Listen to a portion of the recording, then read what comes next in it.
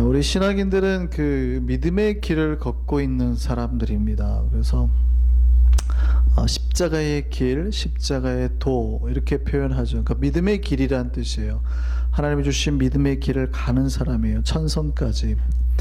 근데 우리가 그 믿음의 길을 잘 가고 있는지 아니면 잘못 가고 있는지 그런 척도, 우리가 그 길을 잘 가고 있는지 도와주고 알려주는 것들이 있어요. 그게 뭐냐면 말씀이에요. 말씀은 마치 여러분이 그 운전하고 갈 때 아니면은 어디 길을 걸어갈 때 여러분이 잘 가고 있는지 보여주는 그 사인판과 같아요. 그 표지판과 같아요. 여러분이 길을 걸어갈 때 여러분의 앞에 밝은 빛으로 비춰주는 가로등과 같아요. 요즘에는 더 좋죠. GPS가 있어가지고 내비게이션이 있어가지고 얼마나 정확하게 알려주는지 전방의 우회전, 직진, 좌회전 이렇게 알려주잖아요. 이게 말씀의 역할이에요.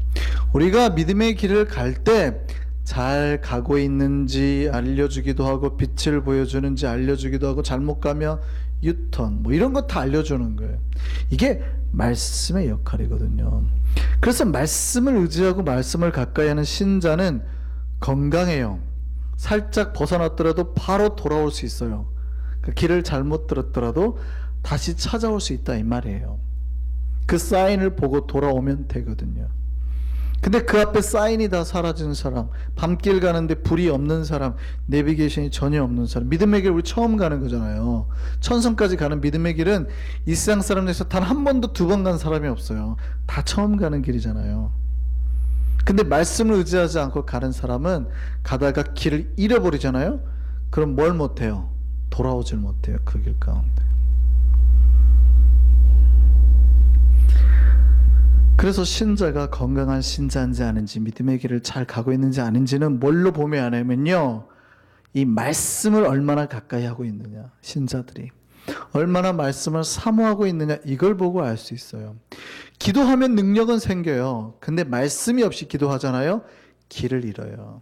찬양을 하면 행복해요. 근데 말씀 없이 찬양하잖아요, 그러면은 다른 데서 행복해하고 있어요. 금방 그 찬양의 능력을 잃어버려요.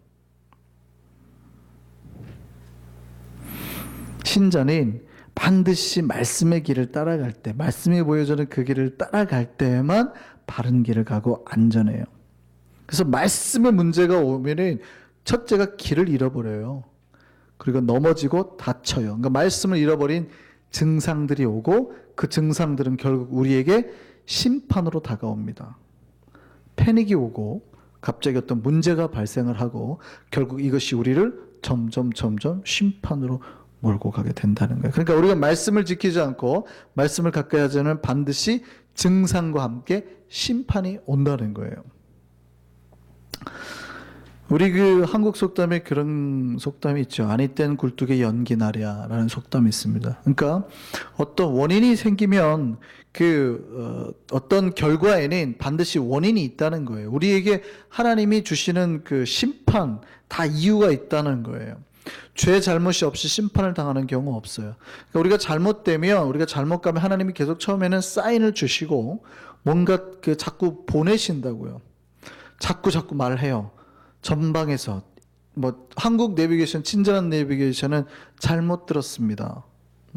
그러면은 더 요즘에는 연예인들이 재밌게 하는 데는 눈은 뒀다 어디다 쓸 거예요. 이렇게 똑바로 말할 때, 한 번 말할 때 잘 듣지 이런 그런 멘트들이 막 있잖아요. 잘 들어야 되거든요. 그래서 우리가 말씀에서 멀어질 때 문제가 있어요. 오늘 이제 본문에 북이스라엘이 등장합니다. 이 북이스라엘은 당시에 아모스 선지자가 나오는 이 북이스라엘은요, 당시에 최고의 그 풍요로움을 맞이했습니다. 그때예요. 그러니까 북왕국 이스라엘 중에서 다윗 솔로몬 시대 이후에 제일 잘 나갈 때예요. 여로보암 2세가 할 때인데 경제적으로는 최고의 때입니다. 그러니까 물질적으로는 아주 부유했다고요. 그러면 경제적으로 부유하면 사람들이 다 행복하고 잘 살고 오히려 예수 믿는 맛이 나고 이래야 되는 거 아니에요? 경제적으로 좋아지면? 그렇지 못했더라는 거예요. 사람들이 하나님을 버리고 오히려 가난한 자를 핍박하고, 그러니까 경제적으로 좋아졌더니 부자 몇 명만 잘 살고 대부분이 가난한 세상이 돼버렸어요. 국민 전체 뭐 GNP, GDP는 다 올랐는데 전체적으로 사회가 가난한 세상이 됐다고요. 그게 왜냐면 부가 몇몇한테만 몰려 있으니까. 그 선진국과 후진국의 차이가 그런 거잖아요. 여로보암 2세 때는 굉장한 경제적인 성장을 이뤘는데요. 사실은 그 안에는 하나님이 싫어할 요소들이 다 들어갔어요. 사람들이 돈이 많으니까 부자들이 사치와 향락에 빠지고요. 가난한 자들의 인권이 무시되니까 신발 한 켤레 값에 사람이 팔리는 사태가, 오늘날로 따지면 100불에 사람을 사고 팔고 해버리는 거죠. 경제적으로 부한데 사람의 인권은 바닥을 치고 있어요. 인신매매를 비롯하고 곳곳에 부정과 불의가 만연한 세상, 우상을 섬기고 하나님을 멀어진 세상. 이때 이제 아모스 선지자가 등장하고 하나님이 드디어 아모스 선지자에게 이제 사인을 보여주십니다. 그래서 오늘 본문이 환상을 보여주시는 장면이에요. 오늘 본문은 여기 보면은 하나님이 지금 아모스에게 환상을 보여주시는 장면이에요. 환상으로 심판하는 거죠. 근데 지금 아모스 선지자에게 보여준 환상이 뭐예요? 우리 환상을 한번 해석을 해보죠. 하나님 뭘 보여주셨대요? 뭘 보여주셨대요? 그 내가 무엇을 보느냐 그러자 아모스가 뭐라 그래요? 여름과일 한 광주리입니다. 이렇게 말을 해요. 여름과일 한 광주리이다. 근데 이게 사실은 그 무슨 얘기냐면 하나님이 그 언어 유희예요. 이게 내 백성 이스라엘의 끝이 이르렀다는 거예요. 내 백성 이스라엘의 끝. 그러니까 우리나라 말로 하면은 약간 그 말이 살짝 그 섞여서 쓰는 말이에요. 그 어떤 그 언어 유희를 쓰는 거예요. 히브리어로 이 여름과일이 히브리어가 뭐냐면 카이츠거든요. 근데 끝났다라는 히브리어는 캐츠예요. 굉장히 비슷하죠. 그러니까 그 이런 말이죠. 하나님이 여름과일 담긴 광주리를 건네주면서 너는 딱 이거야, 이런 거예요. 무슨 말인지 아세요? 누군가에게 이제 심판의 사인을 보낼 때 그냥 너는 다 끝났어, 죽었어 이렇게 보내지 않고 다 끝난 썩어버린 걸 보내면서 뭐라면 너는 이와 같아 뭐 이렇게 보내는 거 아니에요. 근데 그런 언어 유희예요. 하나님이 여름과일 광주를 보여주면서 이게 꼭 이제 이스라엘 백성이야. 그러니까 여름과일이 끝이란 뜻이에요. 말이 비슷하게. 그러니까 너도 이제 니네도 이제 끝날 거야. 이런 언어 유희예요. 이런 비슷한 얘기 있죠. 옛날 한국에 우리가 보통 엿이라는 의미가 있잖아요. 엿. 근데 그 엿은 예전에 대학교 가려고 할 때 아세요? 대학교 정문에 엿 붙이고 했잖아요. 그래서 엿 먹어라 이렇게 엿 먹어 이러잖아요. 근데 엿 먹어가 사실은 또 욕이 되기도 하거든요. 이게 언어 유희죠. 사실은 이런 장난이죠. 실제 그런 일이 있었대요. 1964년에 중학교 중학교 갈 때도 한국은 이제 시험 봐서 갔는데 보기가 있는데 이런 질문이 나왔대요. 엿기름 대신에 넣어서 엿을 만들 수 있는 게 뭔가? 정답이 뭐 1, 2, 3, 4 중에서 정답이 디아스타제였대요. 근데 그 밑에 무즙이라고도 있었던 거예요. 근데 정답이 디아스테아제 가지고 답을 그걸로 했는데 나중에 알고 봤더니 무즙도 답이 된다는 거예요. 그러니까 무즙에 이렇게 표시한 학부모들이 데모를 하기 시작한 겁니다. 그래가지고 실제 무즙을 넣어서 엿을 만들었대요. 그리고 법원에 항의를 하고 무즙으로 엿을 만든 걸 가지고 문교부나 교육청, 대학 등을 찾아가가지고요 무즙으로 만들 엿을 먹어보라 그랬대요. 엿 먹어봐라 그랬대요. 엿 먹어라 그랬대요. 실제 이게 그래서 엿 먹으라가 욕으로 바뀌었던 거예요. 실제 신문의 기사에 그런 날. 이제 이 어원이 하나 있고, 두 번째 어원은 이제 사실은 이게 좀 성적인 욕으로 조선시대 남사당패에서 썼던 욕이래요. 뭐 그런 얘기도 있는데, 어쨌든요, 그 엿이 좋은 의미와 나쁜 의미 두 가지로 쓰일 수 있잖아요. 합격을 바라서 엿을 주기도 하지만 이 언어 유희로, 그래서 장난으로 엿먹어 할 때는 또 다른 의미로 쓰일 수 있잖아요. 이렇듯 말을 가지고 우리가 약간 장난을 쳐봐서 할 수 있듯이, 하나님께서 여름과일 보여주면서 이스라엘 백성에게 하는 말이 뭐예요? 바로 니네는 이제 끝났다, 이거 보여주는 거예요. 두 번째는요, 그 뜻만 있는 게 아니고, 두 번째는 여름과일이 때 지난 과일이 너무 익어가지고 수박을 샀는데 겉이 좋아가지고 봤더니 속이 때 지난 수박 있잖아요. 딱 그런 표현이에요, 이 표현이. 니네는 때가 지나쳤어요. 익어가지고 너무 상해버렸다는 얘기예요. 겉으로는 막 부유하고 했는데 그 속은 다 썩었어요. 성도는 진짜 겉이 풍성하게 하나님이 복을 주면 그 내면도 골고루 하나님의 것들로 채워야 되거든요. 달콤한 향내가 내야 나는 존재거든요.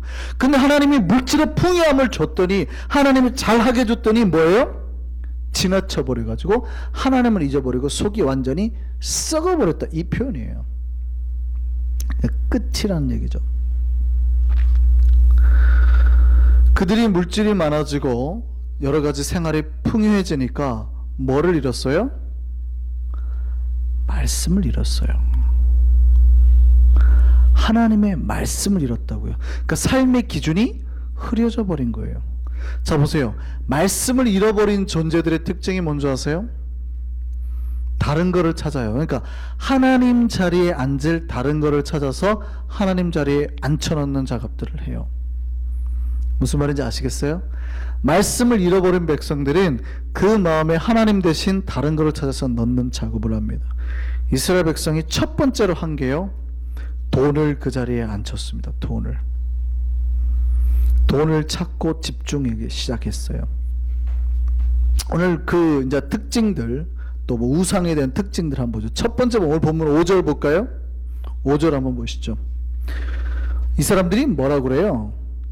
너희가 이르기를 월삭이 언제 지나서 우리가 곡식을 팔며 안식일이 언제 지나서 우리가 밀을 내게 할고 에바를 작게 하고 세계를 크게 하며 거짓 저울로 속이며, 이러지 말하잖아요.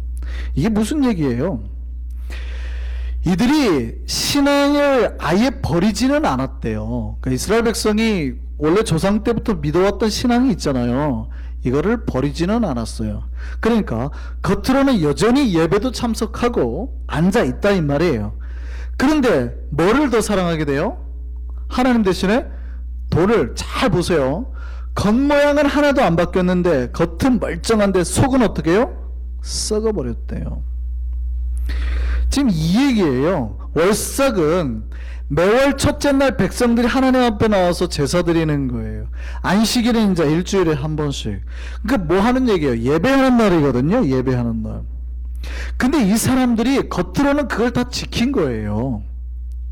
겉으로는 그걸 다 지켰어요. 예배 자리에 하나님 찾는 자리에 나와 앉아 있다고요.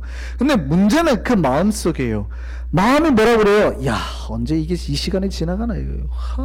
내가 진짜 우리 목사님 설교도 진짜 길게 하네. 내가 주일날 예배 빨리 드리고 지금 장사를 가야 되는데 지금 설교를 진짜 이렇게 하고 있어.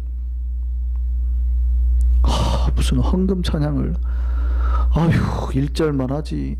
바빠가지고 돈 벌러 가야 되는데 3절이나 하고 있어. 뭐 이런다고요. 백성들의 마음이 예배 자리는 나와 있어요. 근데 뭐 하고 있어요? 빨리 좀 예배가 끝났으면 좋겠다는 거예요. 왜 이렇게 일주일이 빨리, 예배 때는 왜 이렇게 빨리 오니? 수요일은 왜 이렇게 빨리 오니? 이러고 있다는 거예요, 백성들이. 내가 삶이 풍요로워지고 건강해지고 좋아지면, 아, 하나님이 나에게 주셨구나, 하나님 앞에 더 예배를 드리고 내 삶을 드리고 해야 되는데, 그게 아니라 이들이 뭐라고 그래요? 무슨 예배가 막 3일이 그냥 눈 감으면 3일이 오네 막 이러고 있다는 거예요. 그들 마음에 뭐가 사라졌대요? 말씀이 사라지는 거예요. 그래서 빨리 밀팔러 나가야 되는데 무슨, 그러니까 안 지키자니 마음이 안 편해요. 보는 눈이 있으니까. 근데 지키자니 시간이 아까운 거예요. 이게 당시 이스라엘 백성들이 하나님 앞에 보였던 자세라고요. 말씀에서 멀어지니까 나오는 특징이 뭐예요? 그의 마음속에 점점 뭐를 집어넣기 시작해요? 돈을 집어넣기 시작해요. 두 번째요. 예배를 소홀히 하고 말씀에서 멀어진 자들은 그의 삶이 특징적으로 아주 죄를 띠게 됩니다. 부정한 일을 해요. 5절 다시 한번 보시죠. 5절 하반절 한번 볼까요? 뭐라고 되어 있어요?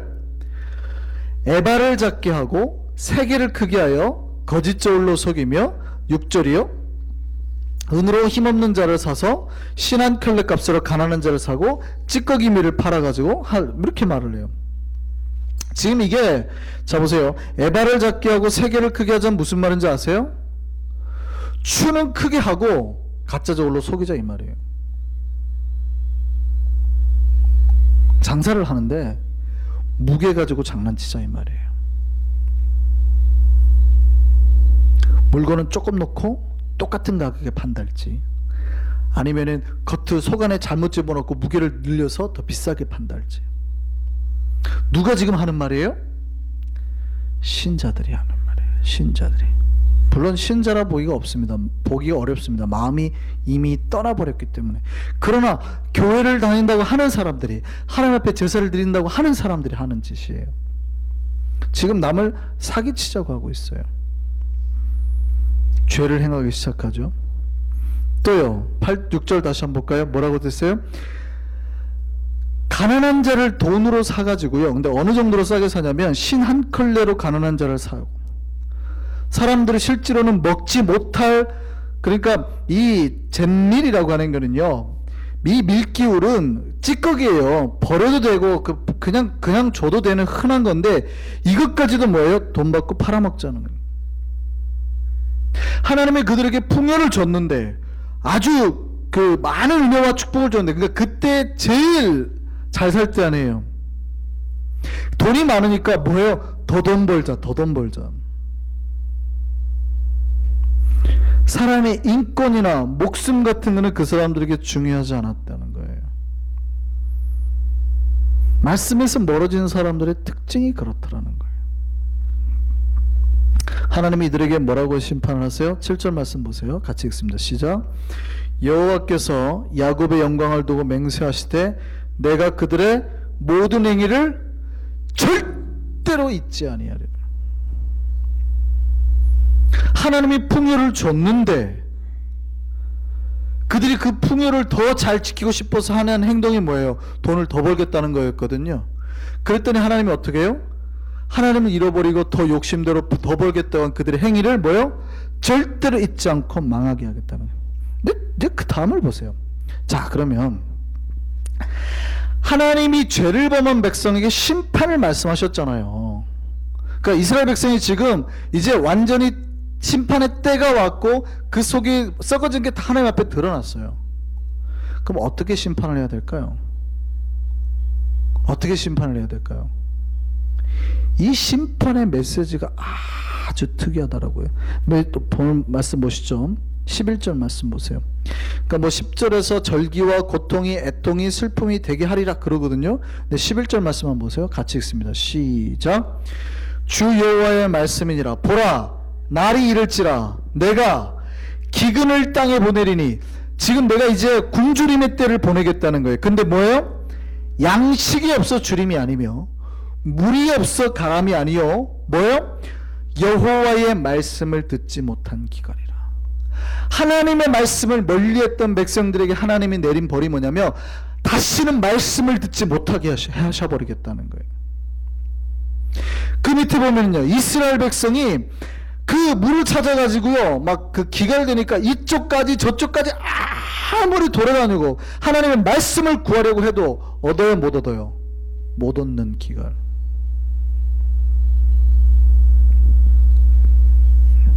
이제 우리 속에 이런 마음이 들지요.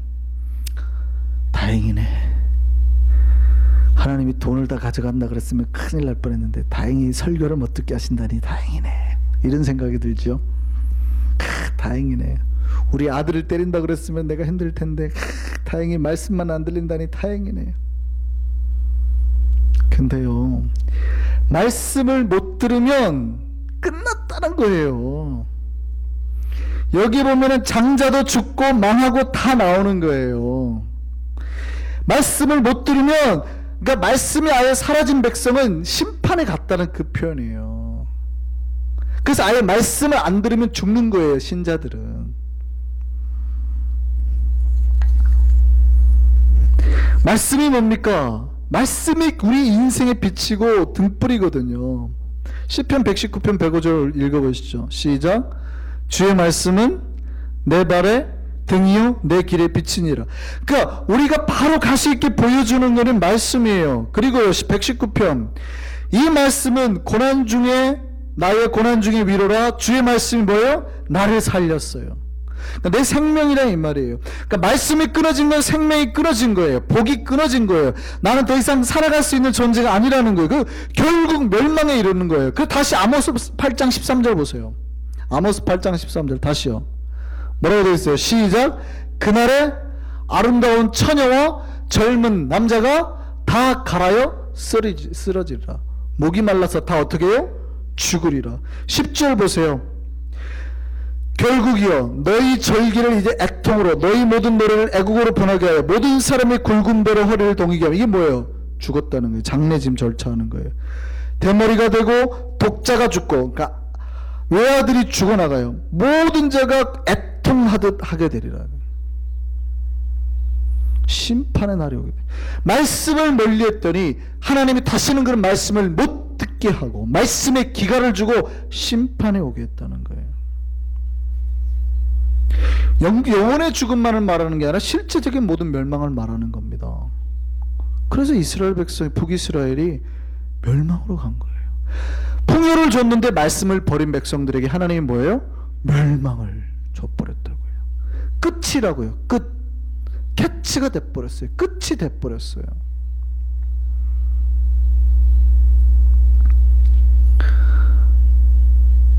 생존의 길, 생명의 길은 오직 말씀임을 기억하시기 바랍니다. 말씀을 들으셔야 돼요. 오늘날 백성들이요, 말씀을 들으려 하는 백성들이 적어요. 제가 목회를 하고 뉴욕을 이렇게 보면, 그러니까 설교를 따라한다는 게 아니라 진짜 말씀을 사모하고 말씀을 듣고 싶어하는 사람들이 적다 이 말이에요. 백성들의 입맛에 맞춰주는 설교하는 것을 좋아하고 진짜 하나님의 메시지를 말하고 삶을 바꾸고 이런 메시지는 되게 힘들어요. 보세요. 오늘 본문 메시지를 만약에 설교로 제가 이 이스라엘 백성들에게 설교를 한다고 생각해 보세요. 뭐라고 그래야 돼요? 찬양 세 곡 한다고 시끄럽게 하지 마세요. 그래야 될 거 아니에요. 어디 지금 자꾸 돈 벌러 가려고 마음을 딴 데 쓰고 있어요? 그래야 될 거 아니에요. 그렇잖아요. 근데 그런 얘기하면 성도들이 좋아할까요? 싫어할까요? 목사가 배고픈 줄도 모르고 우리가 주는 돈으로 먹고 사는 주제에 어디서 우리한테 헌금하지 말까? 이렇게 나올 거라고요. 우리 교인이 그렇다는 표현이 아니라 이스라엘 백성이 그렇다는 얘기예요. 이스라엘 백성.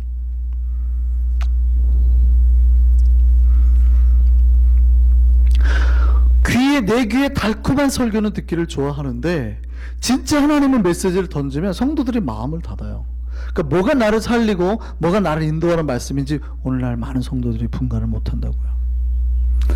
말씀으로 돌아가야 됩니다. 그 말씀이 내 내면과 삶을 지배하도록 내어 들어야 되는 건데 그래야지 살 수 있어요. 오늘 본문에 특별히 하나님의 말씀을 듣는다고 돼 있거든요.